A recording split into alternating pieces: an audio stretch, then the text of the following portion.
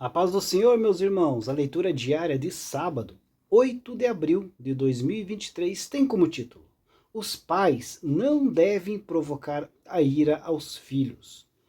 O texto bíblico encontra-se na carta de Paulo aos Efésios, capítulo 6, versículo 4, que diz assim: E vós, pais, não provoqueis a ira a vossos filhos, mas criai-os na doutrina e admoestação do Senhor.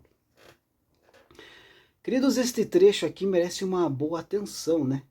Pois alguns pais, entendendo erroneamente a instrução aqui do apóstolo Paulo, deixam seus filhos aí fazerem o que quiserem dentro do lar e fora dele, pois não podem provocar a ira deles.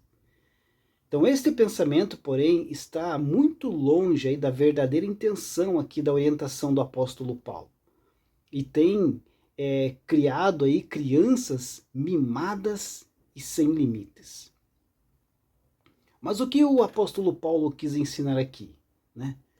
Muitos pais usam aí da sua autoridade como pais para exercer aí um domínio até ameaçador, desequilibrado, violento, né, diante dos seus filhos, fazendo com que ele seja aí como um fantoche sem sentimentos, sem sonhos, sem vontades, que deve apenas obedecer a todas as ordens sem questionar nada. E isso gera conflitos, isso gera ira, porque a função dos pais é conduzir os filhos ao crescimento em todos os sentidos, e não serem aí dominadores tiranos sobre eles. Pais tiranos produzirão filhos que sempre serão provocados a viver uma vida cheia de ira. O lar é um dos primeiros lugares, né, onde os pais devem ensinar o conceito de justiça aos filhos. Pais que usam de punições injustas, exageradas, e que visam aí unicamente trazer sofrimento ao filho, gerarão no coração deste filho um sentimento de ódio, de raiva, de desespero, quando o sentimento que os pais deveriam buscar em suas repreensões é o de condução ao arrependimento e edificação por meio da justiça.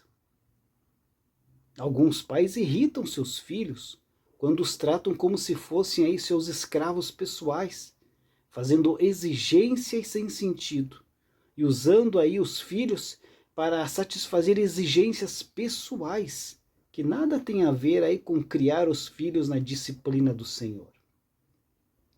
Conflitos desnecessários surgem aqui, pois os filhos, né, por mais imaturos que possam ser, conseguem perceber essa disfunção nas exigências dos pais. Um exemplo prático, queridos, é um pai aí que exige que o seu filho trilhe o caminho de uma certa profissão sem ter em mente o desejo do filho. Alguns pais irritam seus filhos por usar a sua experiência de vida para criar aí importunações sem propósito, que têm aí o único objetivo de trazer alguma dor, alguma punição, alguma tristeza aos filhos. E isso, definitivamente, não é o alvo e não atinge aí o objetivo de criar os filhos na disciplina do Senhor, orientando-os na palavra de Deus.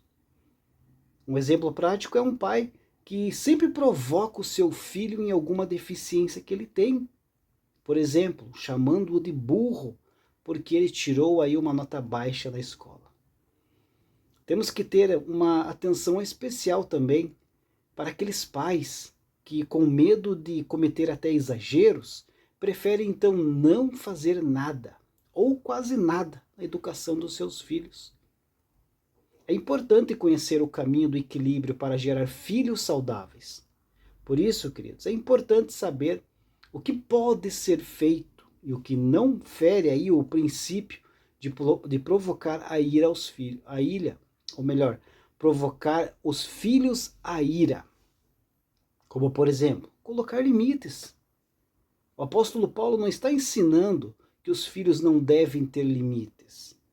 Pelo contrário, os limites são importantes quando aplicados de forma correta e justa. Precisamos também corrigir os nossos filhos. É função dos pais corrigir. Mas essa correção deve sempre ter aí o objetivo de edificação e nunca de uma punição vazia para extravasar aí a raiva dos pais. Também precisamos colocar freios nos nossos filhos.